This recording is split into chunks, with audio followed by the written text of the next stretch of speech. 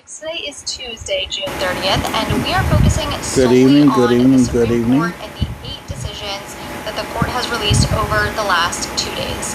Now, I do just want to apologize because this episode is a bit delayed. I thought I would be able to knock it out yesterday in a timely manner, but yesterday was a travel day for me, and it was our first travel day with the baby, so the episode did not get done. But today, we're back to it. We'll focus on Supreme Court decisions, and then on Thursday, we'll get back to regularly scheduled programming and talk about the news more generally. Today's episode is quite long, so get comfy, get cozy, get ready to learn a lot because there's a lot to cover. In today's episode, we will cover the first 4 decisions the court released on Monday, and then we'll cover the remaining 4 decisions that the court released today. Before we do that, though, I do just want to provide everyone, I guess, with some necessary context as to why we are talking about these cases and why they are so important. And if you tuned in to Unbiased University, you are definitely familiar with this, but I just want to be clear that the Supreme Court is the final interpreter of the Constitution and federal law. So Congress or state legislatures, they can write laws, they can pass laws, but if those laws are challenged in court, the Supreme Court can ultimately decide whether they stand. The Supreme Court plays a very important role, and that's checks and balances at work, right? Now, at the end of the Supreme Court's October term, which usually runs from October through late June, sometimes early July, but usually late June, the court often releases some of its biggest and most closely watched decisions, and that is where we're at right now. So you might remember Roe v. Wade was overturned in Dobbs v. Jackson Women's Health Organization on June 24th, 2022. The court overturned the 40-year-old Chevron doctrine on June 28th, 2024. So the bigger cases often come at the end of June. Sometimes, like I said, very early July, but typically end of June, and that's what happened this year. The court wrapped up today on the final day of the month. So let's start this episode talking about Monday's decisions. The first decision released on Monday was Watson v. Republican National Committee. Now, this was the case about mail-in ballots. So the question here was, if a voter mails their ballot by election day, if it's postmarked by election day, can the state still count it even if it arrives a few days later? And the court said yes. This was a case out of Mississippi. And under Mississippi law, mail-in absentee ballots have to be postmarked by election day and received by election officials within 5 business days after the election. So if a voter fills out their ballot and it's postmarked by election day, Mississippi allows that ballot to count even if the Postal Service delivers it a few days later. And there are a handful of states that operate this way. We know California is one of those states. California has been in the news a lot because of this. But the Republican National Committee, the Mississippi Republican Party, a Mississippi voter, and a county election commissioner sued. They argued that federal law does not allow this. Their argument was that federal law sets one national election day for federal elections. That is the Tuesday after the first Monday in November. And that means ballots have to be both cast and received by that day. And a quick constitutional backdrop here, even though we're talking about federal elections, states generally have a primary role in running elections as well as setting the mechanics. So setting rules surrounding ballot casting, ballot counting, things like that. That is the case unless Congress passes a federal law that overrides those state rules. That is the exception. So that is why the challengers had to argue that Mississippi rule conflicted with federal law. But Mississippi, of course, disagreed with these arguments. Mississippi defended the state mail-in ballot law and argued that federal law sets the deadline for voters to make their choice, to cast their ballot. But it doesn't set a national deadline for when election officials have to physically receive every ballot. And the Supreme Court agreed with that. The Supreme Court said federal election day statutes do not require ballots to be received by election day. They just require the voter's choice to be made by election day. And the key word for the court was election. The majority said that historically, an election has meant the act of choosing someone for office. So the election happens when the voters make their choice, not necessarily when the ballot physically arrives at the election office.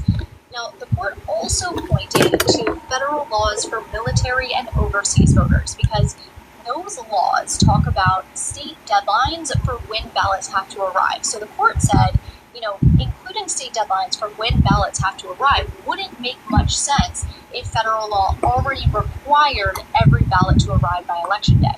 So the way the majority saw it, that showed that, Congress understood states could set their own deadlines for when mailed ballots arrive. The court also rejected the challengers' historical arguments. And the challengers argued that historically, ballots were usually received by election day. But the majority said that history alone didn't prove Congress actually required election day receipt as a matter of federal law. And the court rejected the policy argument here too. The challengers said election day receipt deadlines help protect election integrity and voter confidence. But the court said that those kinds of policy arguments are for the legislatures, not the courts. Justice Alito dissented. He was joined by Justices Thomas and Gorsuch, and mostly joined by Justice Kavanaugh. And that just means that Kavanaugh didn't agree with the entire dissent, but he agreed with most of it. And the dissents on this case vary differently, right? Justice Alito argued that when federal law says an election must happen on a specific day, that should mean ballots have to be received by that day. And he focused a lot on historical practice. He argued that for most of American history, election day meant ballot collection day. Officials actually received the votes. The dissent additionally raised practical concerns. They argued that if election day is only the deadline for voters to send their ballots, not for officials to receive them, then where's the stopping point? Could a state allow ballots to arrive 21 days later? Could a state eliminate receipt deadlines altogether? Could ballots be handed to third parties and still count as long as the voter gave them, to the third party by election day? So those were the dissent's main points. But again, the only question here was whether Mississippi's specific rule, counting absentee ballots that are postmarked by election day and received up to 5 days later, conflicts with federal election day laws. And the court said it does not. Now, I do want to note here that if Congress wants a nationwide election day receipt deadline for federal elections, emphasis on that, not state elections, federal elections. If Congress wants a nationwide election day receipt deadline for federal elections, that is something Congress could certainly try to write into the law. The court here wasn't saying Congress can't do that. It was just saying that current statutes, current federal law, do not prohibit the counting of mail-in ballots after election day. So that was Watson. Okay, so now we're going to move on to Chatry v. United States, Chatry for short. This was a big Fourth Amendment case about geofence warrants, and this one is important because it deals with how much privacy we have when we're using our phones, and more specifically, how much privacy we have in the location data that our phones store for us. So, quick refresher from Unbiased University, the Fourth Amendment protects against unreasonable searches and seizures. And over time, courts have had to apply that protection in new ways as technology has evolved. So first, the home was the classic example of where we are entitled to privacy, right? Then, years go by, the Supreme Court recognized privacy in places like a phone booth. Years later, the court said police generally need a warrant to search someone's cell phone. Now, this case took the question one step further. What about cell phone location data gathered through a geofence warrant? In other words, when police ask a tech company to identify devices that were near a crime scene at a specific time, does that count as a search under the Fourth Amendment? And if it does, what constitutional limits apply? That was the question in this case. So first, what is a geofence warrant? Tap screen, please. A geofence is essentially, you can think of it as like a virtual boundary that's drawn around an actual location. So a geofence might be the 3-mile radius around your local coffee shop. It could be the boundaries around your neighborhood. That's a geofence. Now, instead of police saying to these tech companies, we think this specific person committed a crime. We think Joe Schmo committed a crime, and we want Joe Schmo's phone data. With a geofence warrant, police say, hey, a crime happened in this area at this time. Tell us which phones were there. So it's a bit backward. Police police don't start with the suspect. They start with a place and a time, and then ask a tech company, in this case Google, to tell them which devices were in that area at that time. So here's what happened in this case. In 2019, a man robbed a bank in Virginia. Police reviewed surveillance footage and interviewed witnesses, and they learned that the robber had approached the bank from near a church that was adjacent to the bank and seemed to be talking on a cell phone. So about a month later, police applied for a geofence warrant directed to Google, and the warrant asked Google for the location data from devices within a 150-meter radius of this specific bank during the hour around the robbery, from 30 minutes before the robbery to 30 minutes after. And the warrant worked in 3 steps. At step 1, Google gave police anonymized location data. There were 19 devices that data was given for that, were inside the geofence during that hour. So police didn't get the names of the users, they just got the location data connected to anonymous device identifiers. At step 2, police narrowed that list and asked Google for more location data for some of those devices over a longer 2-hour period, including where the devices went outside the geofence. And then at step 3, police narrowed the list again. This time it was narrowed down to 3 users, and Google gave them specific identifying information about those 3 users. It was no longer anonymous. One of those users was Okello Chadri, who happened to be the suspect. His location data showed that his phone entered the geofenced area about 10 minutes before the robbery and then headed toward a nearby neighborhood after leaving the bank area. Police investigated a bit more. Chadri was arrested and he was charged with robbery and related firearm offenses. Chadri, though, moved to suppress the Google location data. Tap screen, please. Got this evidence through an unconstitutional search, and therefore it should not be used against him. Because if evidence is gathered through an unconstitutional search, a defendant can ask the court to keep it out. There are exceptions. We'll actually see one of those exceptions play out in just a second. But the lower courts, they did not agree with Chadri. The district court said even though the warrant had significant Fourth Amendment issues, the officers in this case relied on it in good faith, and therefore the evidence can still be used, and that's called the good faith exception. The good faith exception says that even if a warrant turns out to have been defective, the evidence can still be used if the officers reasonably relied on the warrant at the time. And the Fourth Circuit Court of Appeals affirmed that decision. So Chadri takes the case to the Supreme Court. Before we get to the court's decision, I do just quickly want to touch on the Fourth Amendment a bit more because it is such a big part of this case. As I briefly mentioned earlier, the Fourth Amendment protects people against unreasonable searches and seizures. And the Supreme Court famously held in 1967 that the Fourth Amendment protects people, not places. Usually, when police want to conduct a search, they need a valid warrant supported by probable cause. And the warrant has to be specific about what's being searched and what they are allowed to seize. But one of the biggest questions in analyzing a Fourth Amendment issue like this one is whether the action taken by police even counted as a search under the Fourth Amendment. Because if it's not a search, then the Fourth Amendment doesn't really apply. And police don't have to meet the Fourth Amendment warrant and probable cause requirements. But if it is a search, then the government has to justify it under the Fourth Amendment. Now, a search usually means the government has intruded on something that the law treats as private. Sometimes that can be really obvious, like, police just physically going into your house, that's an obvious search.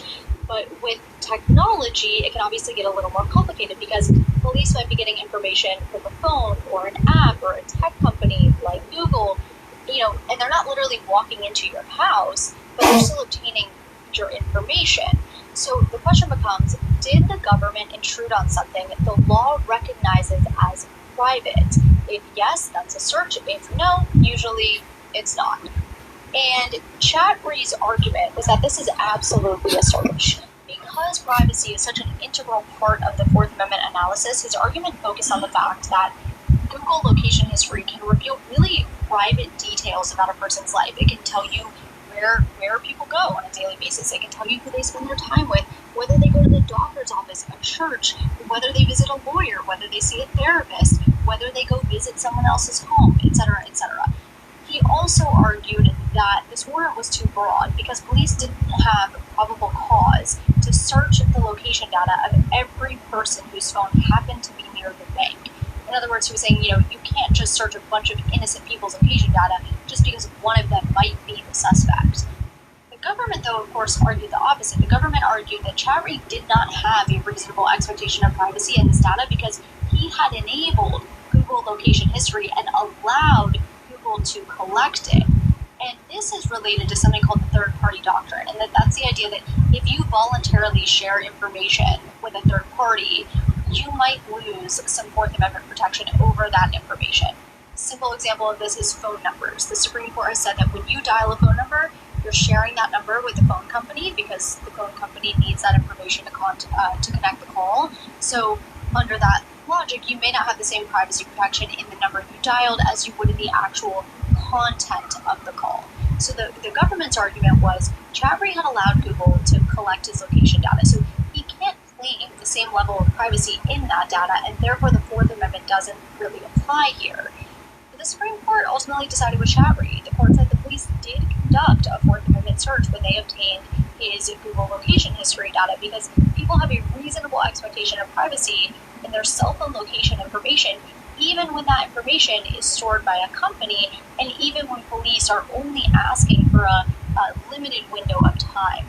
Justice Kagan wrote the majority opinion, and in doing so, she quoted an earlier Supreme Court case, which reads, quote, "The court is obligated, as subtler and more far-reaching means of invading privacy have become available to the government, to ensure that the progress of science does not erode Fourth Amendment protections."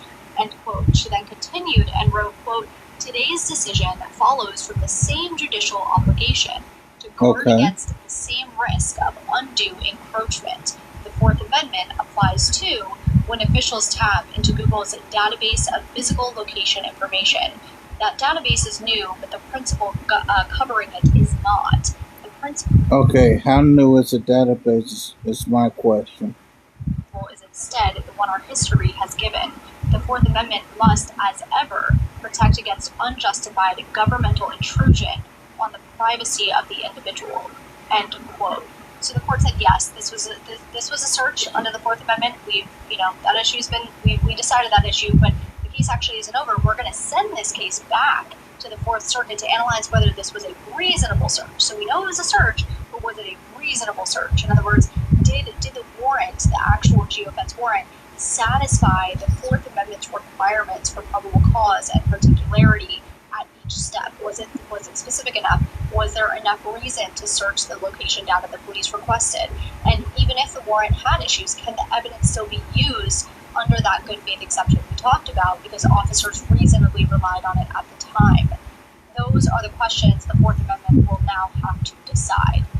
Now, before we jump off to the next case, something that I just want to be clear about in Chatry is that the court did not say geofence warrants are unconstitutional. It said getting this kind of location data is a search under the Fourth Amendment, which means Fourth Amendment protections apply.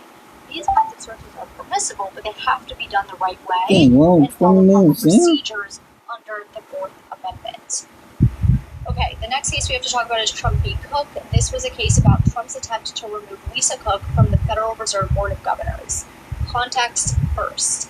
The Federal Reserve is the country's central bank. The Fed Board has 7 governors. The governors are nominated by the president and confirmed by the Senate, and the president can remove them, but it has to be for cause. For cause basically means the president needs a legally valid reason to remove someone. And this case is about what counts as a valid reason. So here's what happened.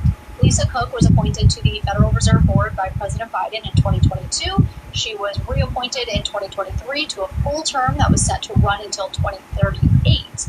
But then in 2035, Bill Pulte, the director of the Federal Housing Finance Agency, sent a criminal referral to the DOJ accusing Cook of possible mortgage fraud. The allegation was that before she joined the Fed, she had listed 2 different properties as her primary residence in mortgage documents. So the Trump administration argued that because mortgage terms depend on can depend on whether a property is listed as someone's primary residence, second home, or investment property, the allegations against Cook Ah, come on now. Please don't screw up. Oh, Lord. Hold on. Oh, no.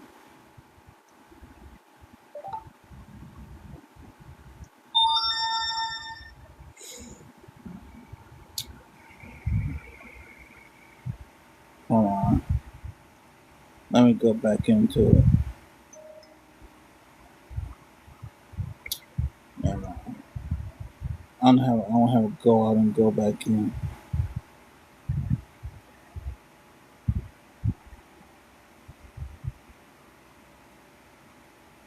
Come on.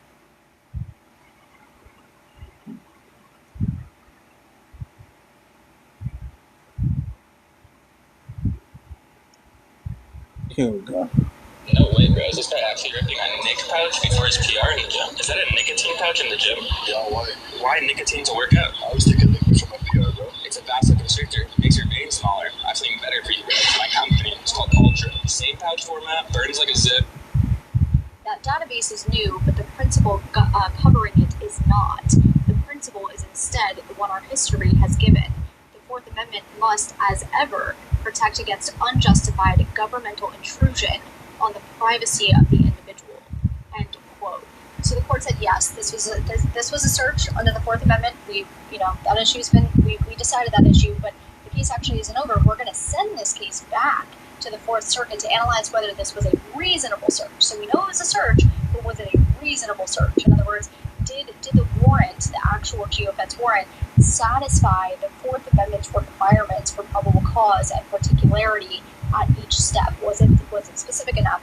Was there enough reason to search the location data the police requested?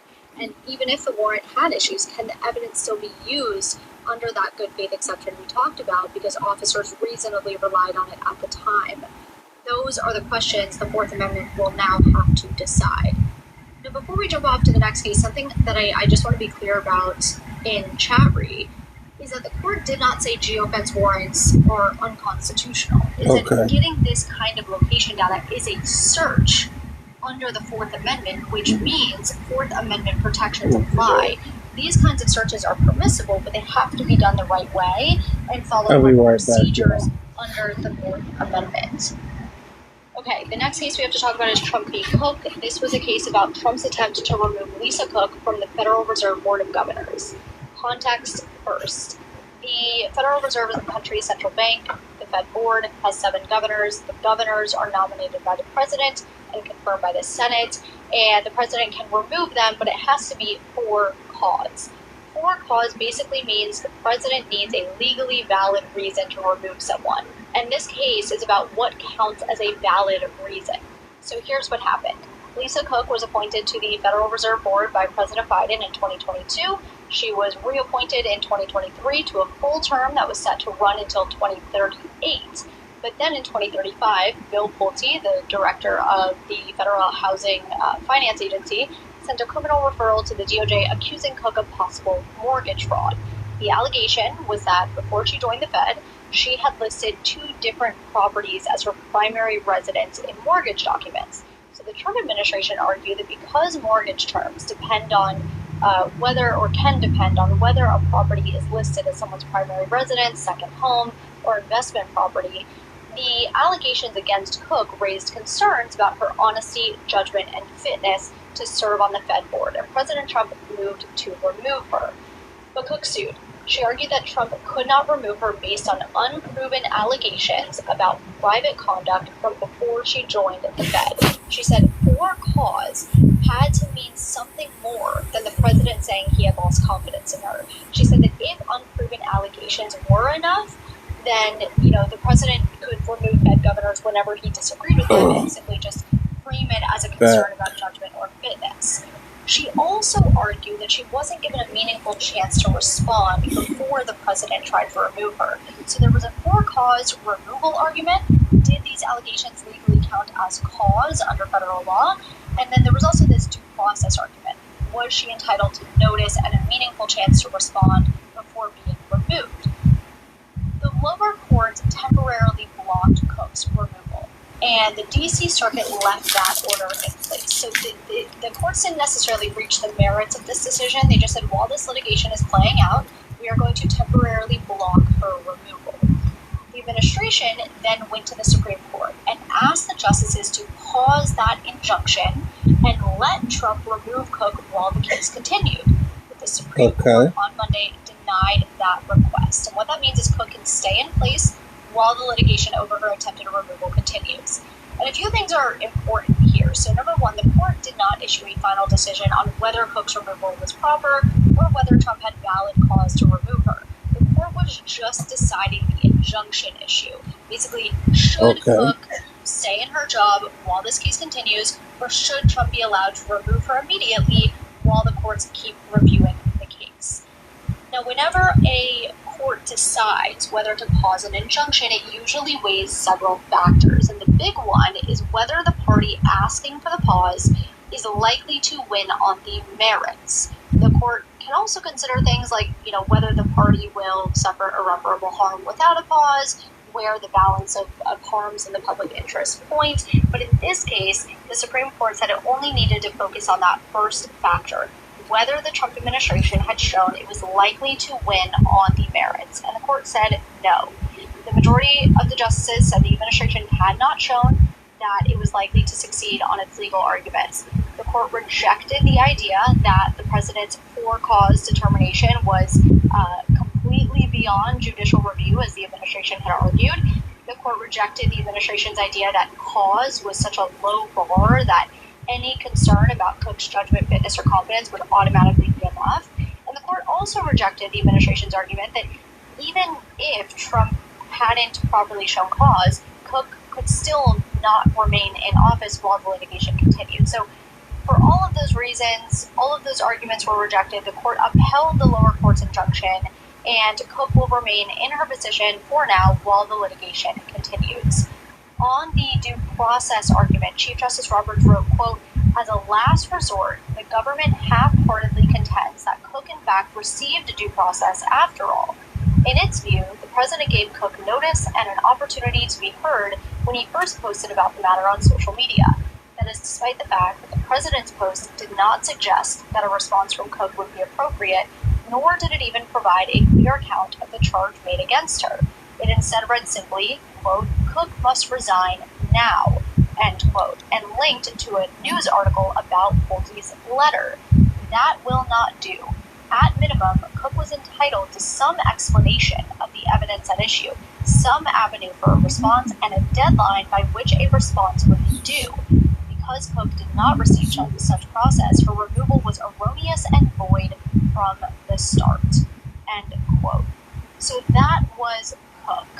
Let's take our first break here. When we come back, we'll talk about the last case from Monday, which also has to do with the president's removal power, and then we'll move on to today's cases.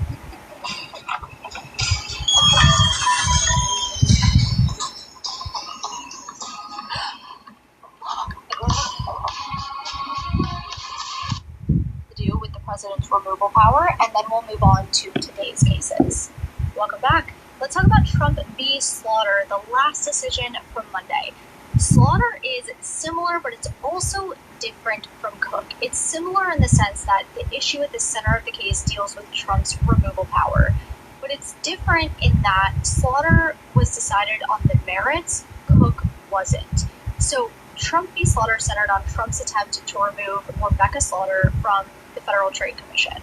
The Federal Trade Commission, FTC, is the federal agency that deals with things like consumer protection, unfair business practices, antitrust enforcement, things like that. So if a company is accused of deceptive advertising or unfair competition or certain anti-consumer practices, it's the FTC that's involved in holding that company accountable.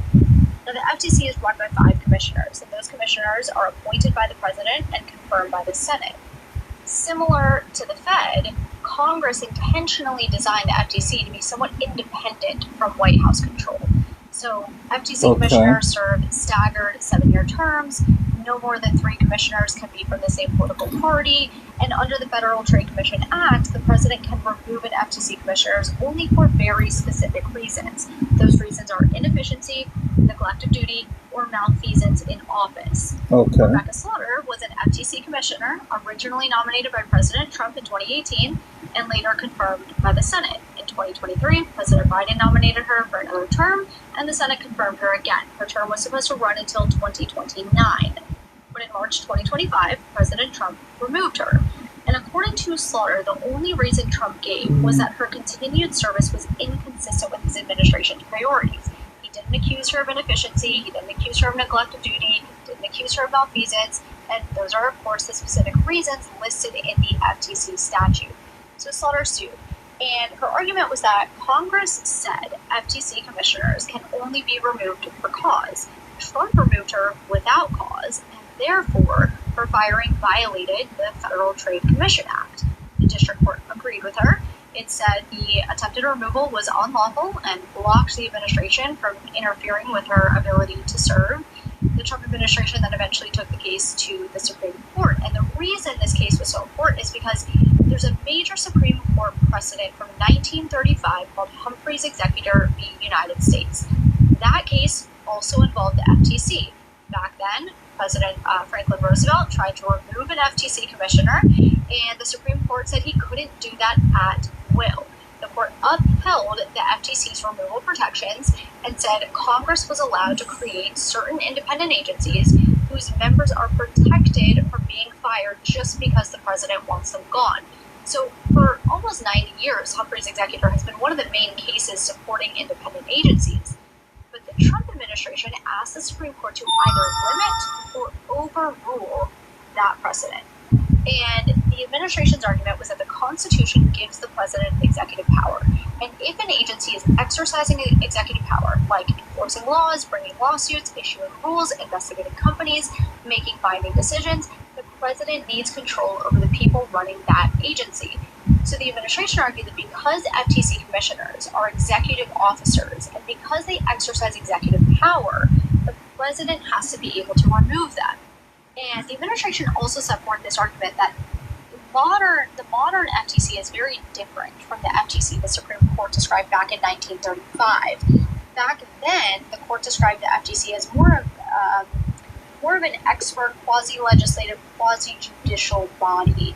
But the Trump administration said today's FTC clearly exercises executive power. It investigates, it enforces laws, it sues companies, it issues rules, it makes decisions that affect private parties. So the administration's position was that even if Humphrey's Executor made sense in 1935, it doesn't make sense now, and anything left of that decision should be overruled.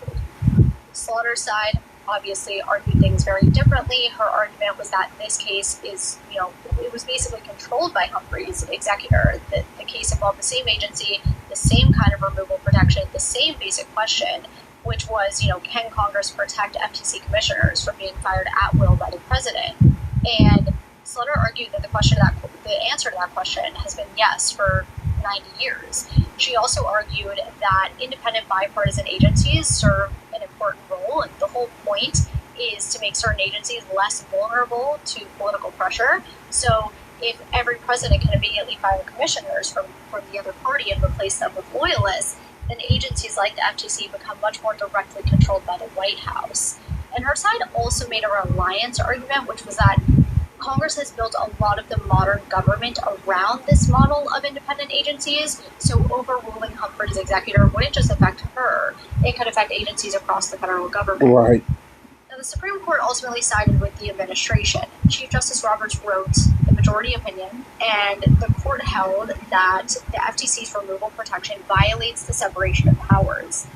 The court explained that Article 2 of the Constitution gives executive power to the president, meaning the president is the head of the executive branch and is responsible for making sure federal law is carried out.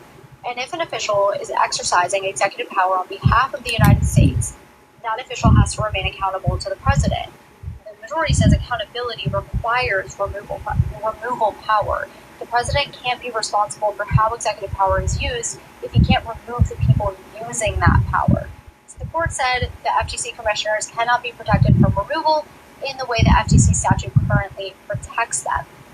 The majority emphasized that the modern FTC isn't just a neutral advisory body. It said the FTC does exercise major executive power because of those roles that, we talked about earlier.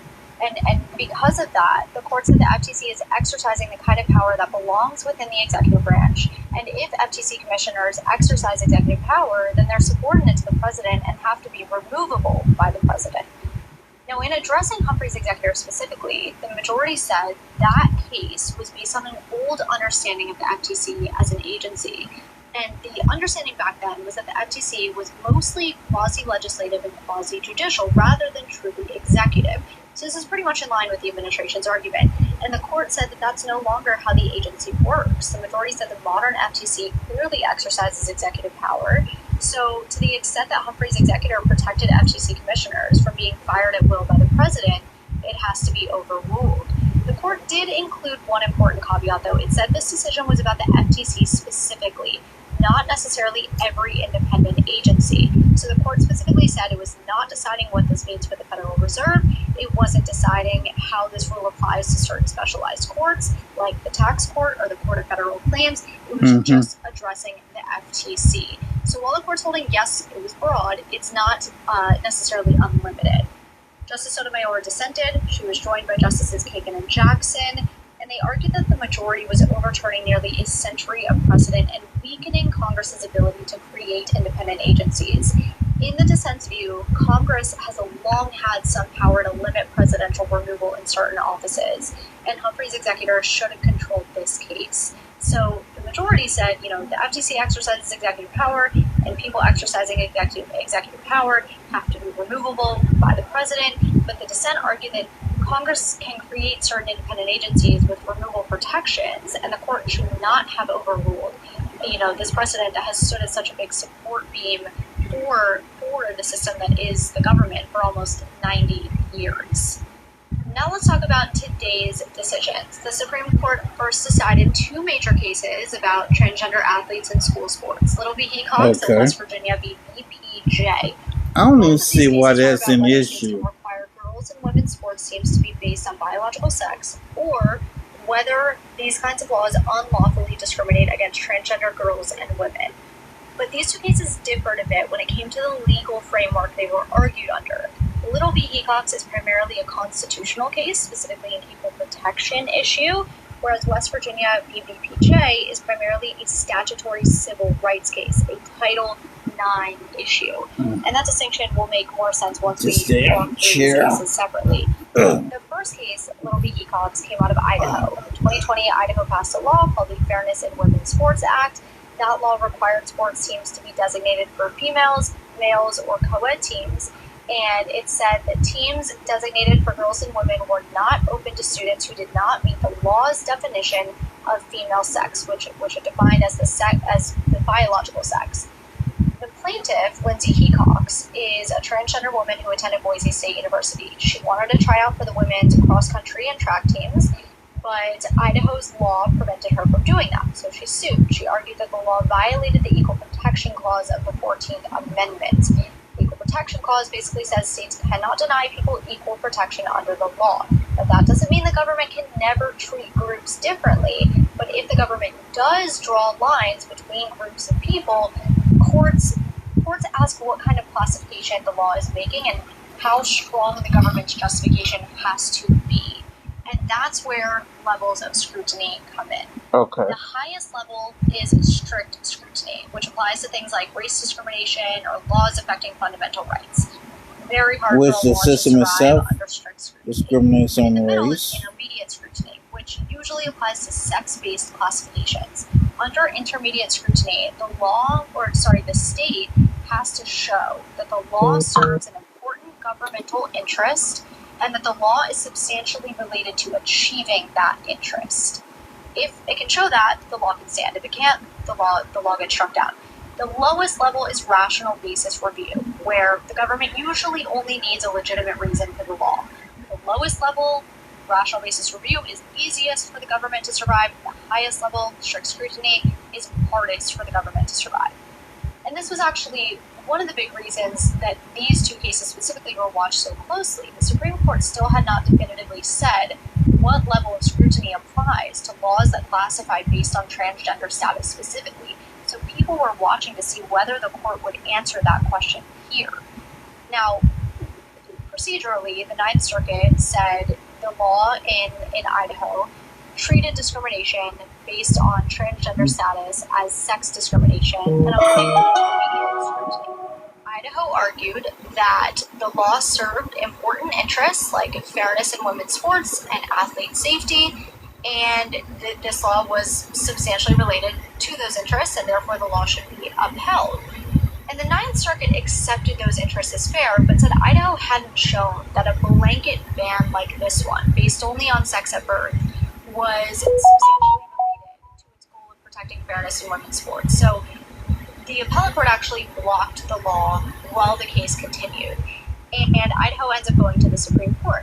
Now, the Hecox case was interesting because Hecox had actually stopped playing women's sports by the time the case got to the Supreme Court, and Hecox actually asked the court to dismiss the case as moot, but Idaho argued that the court should still decide it. So even before the justices got to the constitutional question here, they had to decide whether there was still a live case, and spoiler alert, the court did in fact decide it was a live case and did answer the constitutional question. But the second case here was West Virginia v. BPJ, and that case, you guessed it, came out of West Virginia. West Virginia passed a law called the Save Women's Sports Act, which said girls and women's school sports teams were limited to students who met the state's definition of female based on reproductive biology and genetics at birth. BPJ is a transgender girl who challenged the law because she wanted to join the girls' cross-country and track teams. And this case raised an equal protection Makes no similar sense. to Hecox, but the main issue in BPJ was Title IX. Now, Title IX is the federal civil rights law that prohibits discrimination on the basis of sex in education programs that receive federal funding. And a lot of people associate Title IX with women's sports, and that is a major part of Title IX. But Title IX actually applies even more broadly to education, things like admissions, housing, access to school programs, etc. The question in BPJ was whether excluding a transgender girl from girls' sports violates Title IX's ban on sex discrimination and whether it violates the Equal Protection Clause.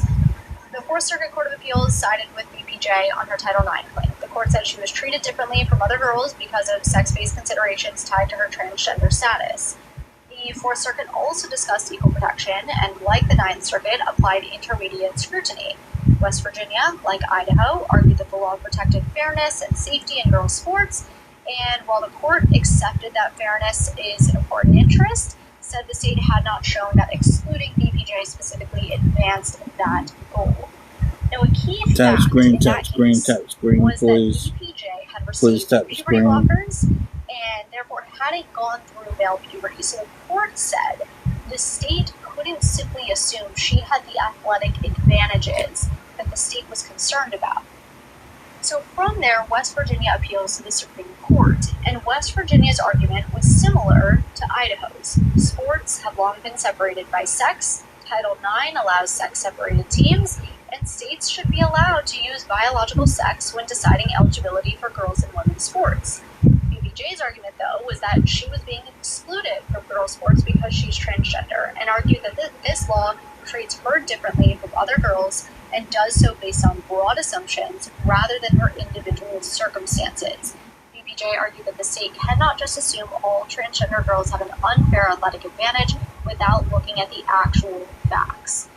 So the Supreme Court had two related but slightly different questions in front of it. In Hecox, the main question was whether Idaho's law violated the Equal Protection Clause of the 14th Amendment.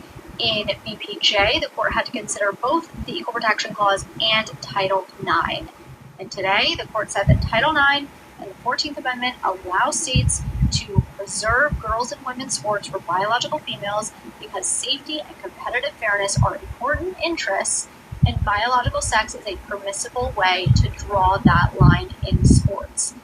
The court started its analysis with Title IX. The court focused on the word sex and said that when Title IX and its sports regulations were adopted, sex meant biological sex, not gender identity. And the reason that was important to the analysis is because, as the court emphasized, Title IX's sports regulations have long allowed schools to separate teams from members of each sex, especially when teams are based on competitive skill or involve contact sports. So in the court's view, If Title IX allows sex-separated sports, and sex means biological sex in this context, then schools are allowed to use biological sex as the dividing line for those teams. And because of that, the court rejected BPJ's argument that schools have to make an exception for transgender girls who have taken puberty blockers or hormones. The majority said Title IX and its regulations do not require that exception.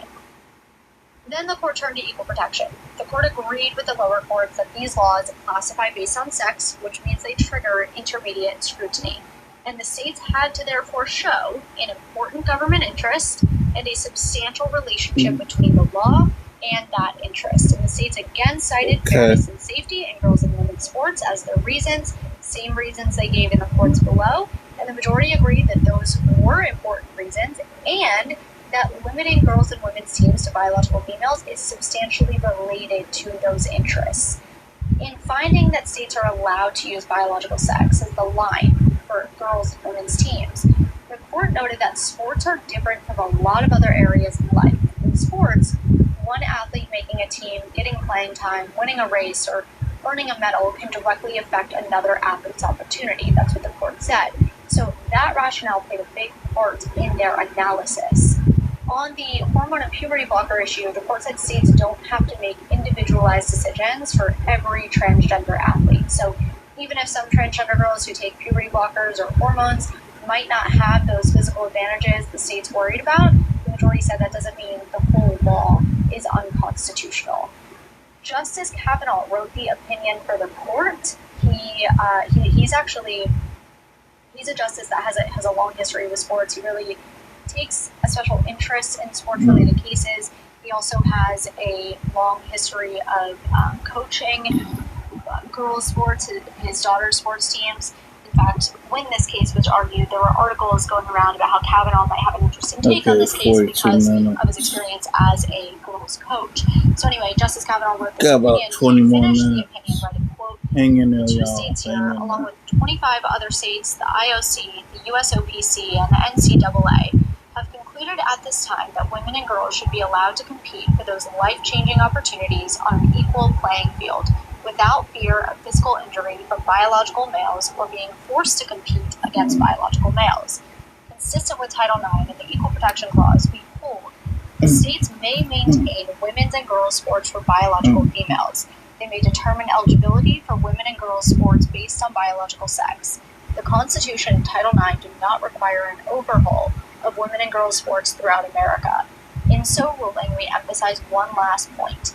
Most of the biological female and transgender student athletes who are involved in transgender sports disputes around the country are teenagers or in their early 20s.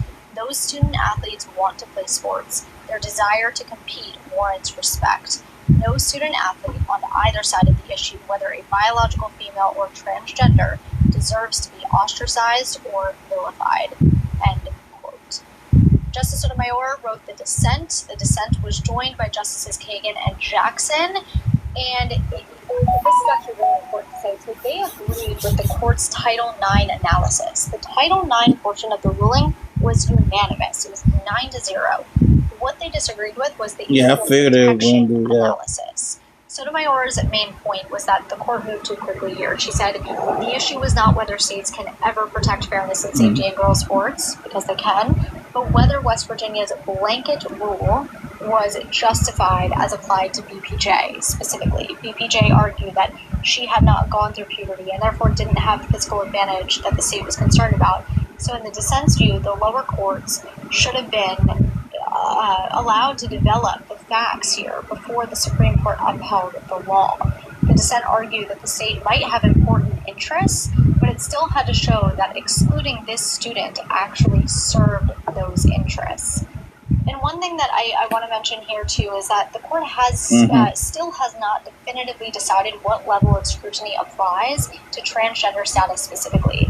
Instead, the majority here said these laws classify based on biological sex, not transgender status. And because sex-based classifications get intermediate scrutiny, the court analyzed the laws under that standard and said they passed. But the court still has not definitively said, and this is still an open question, what classification is or what level of scrutiny is given to laws that discriminate based on transgender status specifically.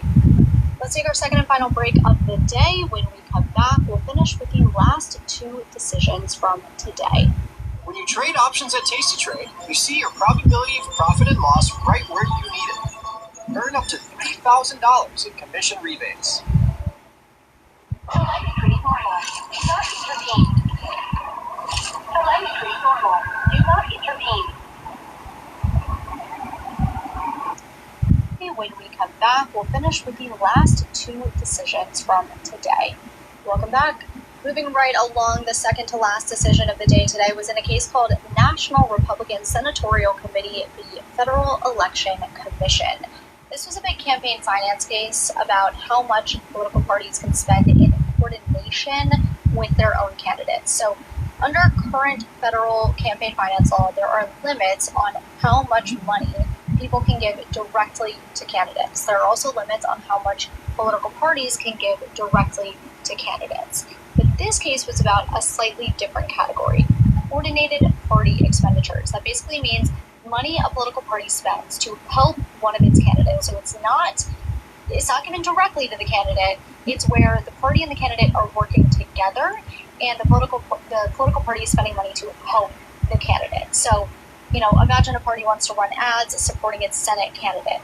If the party creates and pays for those ads completely independently, without any sort of coordination with the candidate's campaign, that party can generally spend without a cap. But if a party talks with the candidate's campaign about, what the message should be, what strategy they should utilize, the timing, audience, what the content should look like, anything, that becomes coordinated spending. And once it is coordinated, federal law limits how much the party can spend. And that was the rule being challenged in this case. The challengers were the National Republican Senatorial Committee, the National Republican Congressional Committee, J.D. Vance, who was a Senate candidate when the case began, and a former Republican representative. And their argument was that political parties exist to help elect their candidates. So if a party wants to speak in support of its own candidate and wants to actually coordinate with that candidate to make the message effective, the First Amendment should protect that. They said the current law puts parties into this weird position: either speak independently and avoid meaningful conversations with your own candidate, or coordinate with the candidate and face a spending limit. And in their eyes, this was a burden on core political speech. Now, the side defending the law argued that once a party is working directly with a candidate that's spending, it becomes contributions can be limited because they can create a risk of corruption, or at least the appearance of corruption. So these coordinated campaign expenditures should be limited in the same way. But the challengers pushed back on that. They said the corruption concern doesn't really fit here because this isn't an outside donor secretly trying to buy influence with the candidate. This is the candidate's own political party trying to help the candidate win. And the challengers pointed to federal law, which already has other safeguards like donor contribution limits, earmarking rules, disclosure requirements, all these things to stop donors from using parties as a workaround. But the side defending current law argued back that this workaround concern is exactly the point. Their concern wasn't necessarily that political parties are bribing their own candidates. It was that wealthy donors could give, huge amounts of money to party committees, and then the party would spend that money in direct coordination with the candidate, because that donor would otherwise be limited in donating the money themselves. But by routing support through a party, donors can help candidates in a way that gets around the direct candidate contribution limits. Now, there was also a major precedent in the background of this case, FEC v. Colorado Republican Federal Campaign Committee. This case is often referred to as Colorado 2. It's from 2001. And in that case, the Supreme Court upheld limits on coordinated spending by political parties by a vote of 5-4.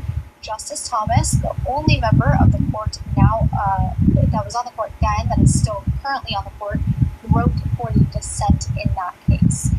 The court treated in Colorado 2 coordinated party spending as similar to a contribution to a candidate, rather than fully independent speech.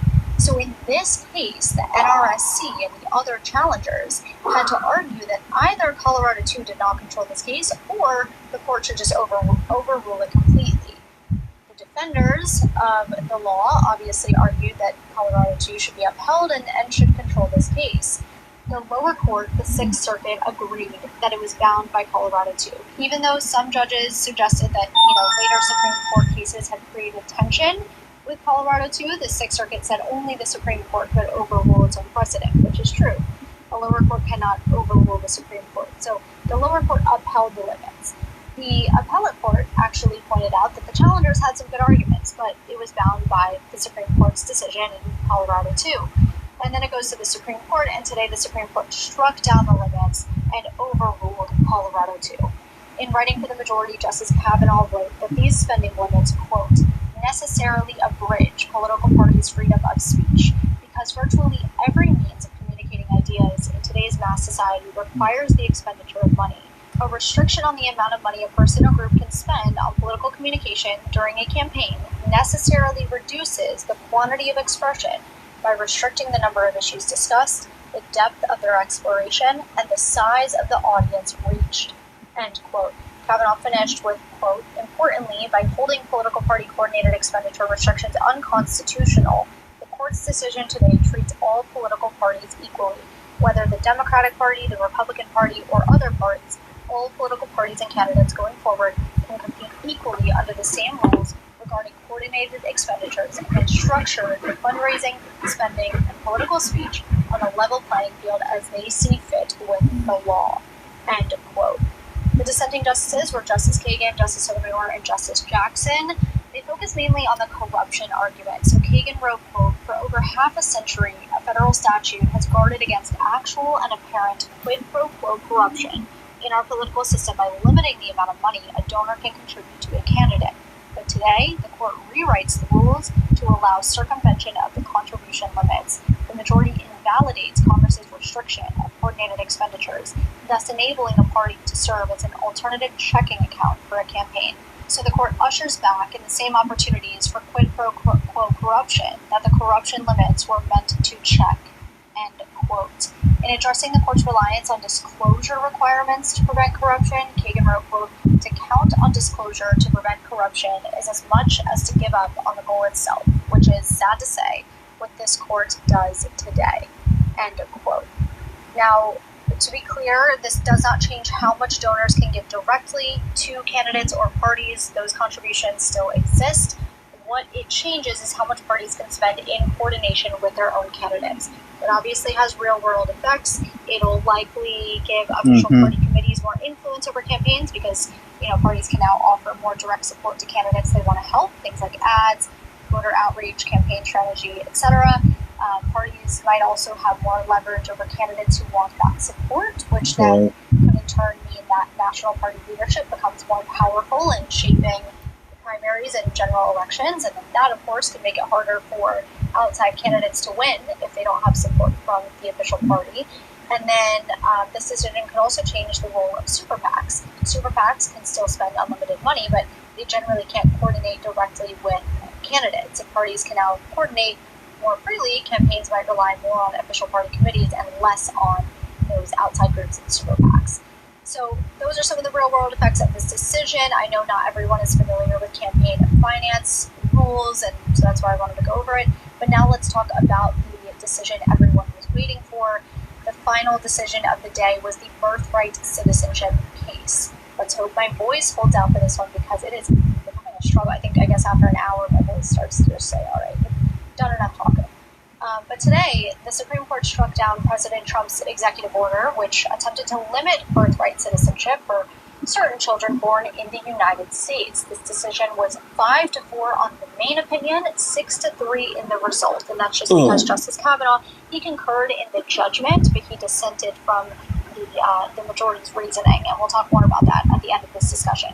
So birthright citizenship is the idea that if you're born on U.S. soil, you are automatically a U.S. citizen, regardless of your parents' citizenship or immigration status.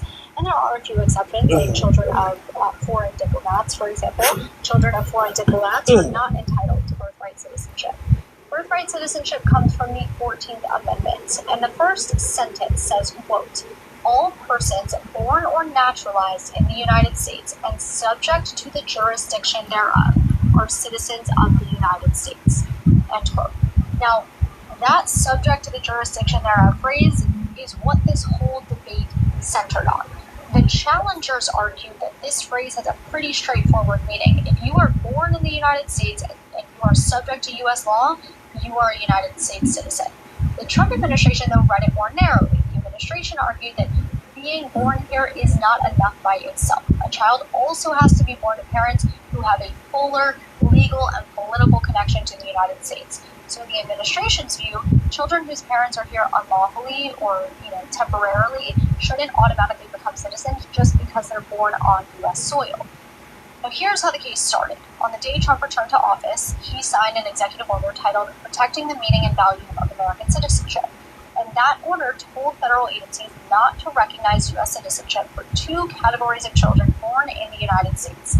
The first category was a child whose mother was unlawfully present in the United States when the child was born and whose father was not a U.S. citizen or lawful permanent resident.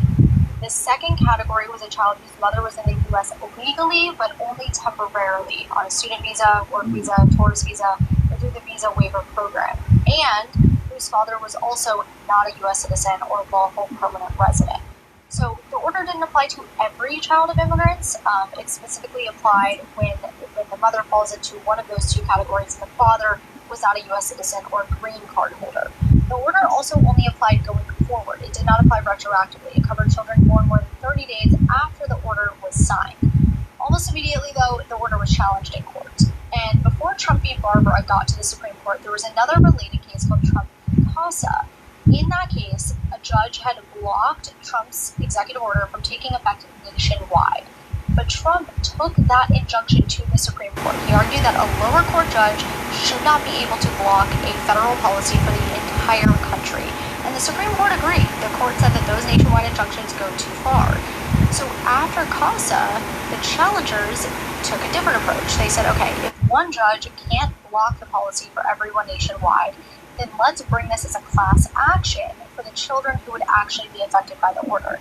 And that is how Trump v. Barbara came about. There were three main plaintiffs in Barbara who all fit into that certified class. So the district court agrees to certify the class, but only for the children who would be denied citizenship under the order, not the parents. And the court temporarily blocked the Trump administration from enforcing that order against that specific group of children, the group of children that fit into that certified class. The district court said that Trump's order likely violated both the 14th Amendment and federal citizenship law. So the Trump administration then takes the case to the Supreme Court. And I want to talk a little more, we touched on this briefly, but a little more about the arguments on both sides.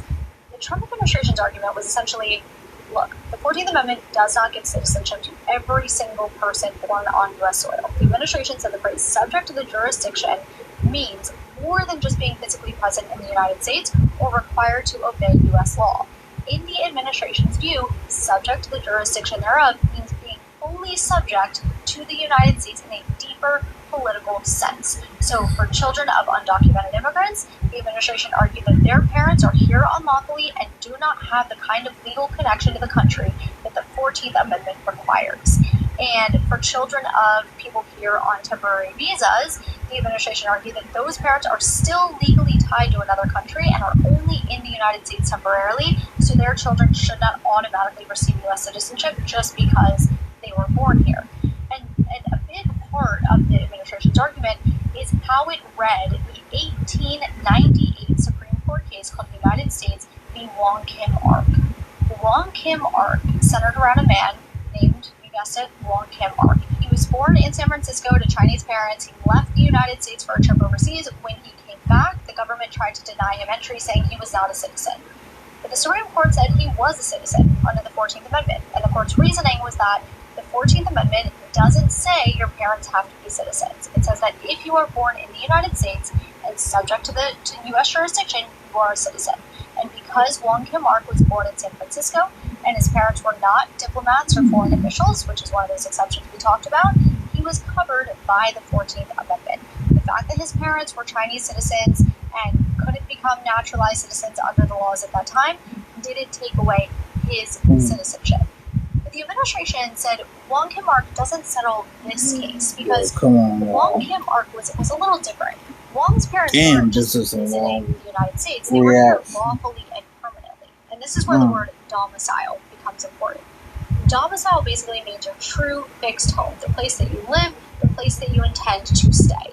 So the administration's argument was that Wong Kim Ark was different because his parents had a permanent domicile in the United States, and therefore Wong's case protects children of immigrants with a permanent domicile here, but it does not protect children whose parents are unlawfully here or here temporarily. And the challengers push back on this, of course. They argue that domicile was it was a part of the facts of the case, but it wasn't a constitutional requirement. They said the 14th Amendment doesn't say your parents have to be citizens. It doesn't say your parents have to be lawful residents. It doesn't say your parents have to be permanently domiciled in the United States. It says if you're born in the United States and you're subject to U.S. jurisdiction, you are a citizen.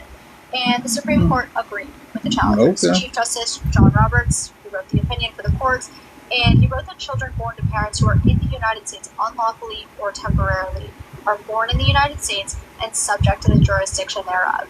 And that, quote, under the Constitution, they are citizens at birth, end quote. He also wrote, quote, citizenship, then and now, was the right to have rights, to freely participate in our political community. The framers of the 14th Amendment extended that promise to every freeborn person in this land. We keep that promise today, end quote. On the domicile argument, Roberts wrote, quote, for the dissents and the government, Wong Kim Ark is essentially irrelevant. They attempt to narrow that precedent by noting that the court's opinion repeatedly referred to the domicile of Wong's parents. That is true. But the reasoning underlying the holding of Wong Kim Ark cannot be squared with the domicile requirement of the sort the government envisions. As we have already explained, the court exhaustively canvassed the text and history of the Citizenship Clause. It traced an unbroken line from the English common law into the founding and antebellum eras and through the debates to the clause's ratification. Yet at no point did the court identify any evidence in the historical record the ratifiers of the 14th Amendment thought themselves to be imposing a domicile limitation, end quote. But Justice Thomas, he wrote a 91-page dissent, which Justice Gorsuch joined. Thomas's dissent is longer than the opinion of the court, but I will just summarize it by saying that his basic point was that the majority misunderstood the original meaning of the Citizenship Clause. In the way he sees it, the 14th Amendment was meant to overturn Dred Scott and guarantee citizenship to people who were born and domiciled in the United States, meaning people whose true legal home was here, regardless of race. But he said it was not meant to automatically grant citizenship to children whose parents were only here temporarily or unlawfully. Thomas also said that the majority read Wong Kim Ark too broadly. He agreed with the administration on this point. He said Wong Kim Ark protected someone born in the United States to parents who had made the United States their permanent home. That case, he said, did not answer the separate question of children born to parents who were temporary visitors or unlawfully present. So to Thomas, the main distinction was whether the child was born into a family legally domiciled in the United States, not just where the child was born. Justice Alito wrote his own dissent. He argued that the majority made the birthright citizenship rule way too broad. He feels the phrase subject to the jurisdiction thereof means the person must be subject to the United States in an exclusive allegiance sense. In other words, the person can't also be subject to a foreign power in a citizenship or nationality sense. And he focused quite heavily on the Civil Rights Act of 1866, which was passed right before the 14th Amendment. And that law said that citizenship applied to people born in the United States and not subject to any foreign power. Alito argued that the 14th Amendment was meant to constitutionalize that same basic rule. And that's, of course, different from the way that the majority saw it. The majority said if you're born in the United States, subject to U.S. law, you're a citizen. Alito said, well, that can't be right because there were historical groups like tribal Native Americans at the time who were subject to the same U.S. laws, but still weren't automatically citizens at birth. Alito also looked at naturalized citizens. He said people who become citizens through naturalization have historically had to renounce allegiance to foreign countries, and to him, that supports the idea that American citizenship requires exclusive allegiance to the United States. Right. And finally, Justice Kavanaugh, he concurred with the majority in that this executive order must be struck down, but he took a different path. So he argued that the executive order did not violate the 14th Amendment. It violated federal law. And specifically, it violated the primary federal statute that defines who automatically becomes a U.S. citizen or national at birth. And he wrote, quote, Congress could amend Section 1401A or otherwise enact new legislation establishing exceptions to birthright citizenship for children born to foreign citizens unlawfully or temporarily in the country, but Congress has not yet done so, end quote. So, those were the 8 big decisions from the last 2 days. Some other things worth mentioning from this week. The court rejected an appeal from President Trump to review the $5 million judgment awarded to E. Jean Carroll. That means that he remains liable for sexual abuse and defamation and must pay her the $5 million that she was awarded. The justices denied that appeal without comment. The court also declined to take up Dershowitz v. CNN, which involves Alan Dershowitz, who represented President Trump during his first Senate impeachment trial in January 2020. Dershowitz had sued CNN, arguing that the network defamed him by knowingly misrepresenting comments he made during the impeachment proceedings, and the Supreme Court denied that appeal. The court agreed to hear 6 new cases next term. They cover a pretty wide range of issues: election law, parental rights, immigration, property rights. One of those cases involves PepsiCo and a trademark dispute. It asks the question of whether the strength of a trademark is something a judge decides as a legal issue, or whether it's something a jury should decide as a factual issue. Another case involves eminent domain and natural gas pipelines. The court will look at how to calculate just compensation when a private company uses federal eminent domain power to obtain land rights for pipeline construction. There's also a parental rights case out of Washington, which involves whether parents can challenge state laws that allow runaway teens to receive certain mental health care and treatment at licensed shelters without parental consent, including treatment related to gender transitions. There's an immigration case that involves people who were granted asylum, but later had that asylum terminated. The question there is whether those individuals can still become lawful permanent residents or whether they are automatically ineligible. The court also agreed to hear an election law case out of Arizona, which challenges Arizona's proof of citizenship requirement for people using the state voter registration form, and asks whether federal law allows states to remove non-citizens from voter rolls within 90 days of a federal election.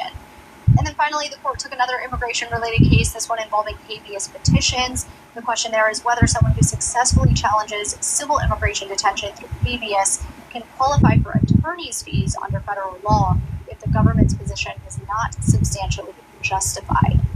So that is the latest. You are now officially caught up to speed, and my voice is officially done. I hope you have a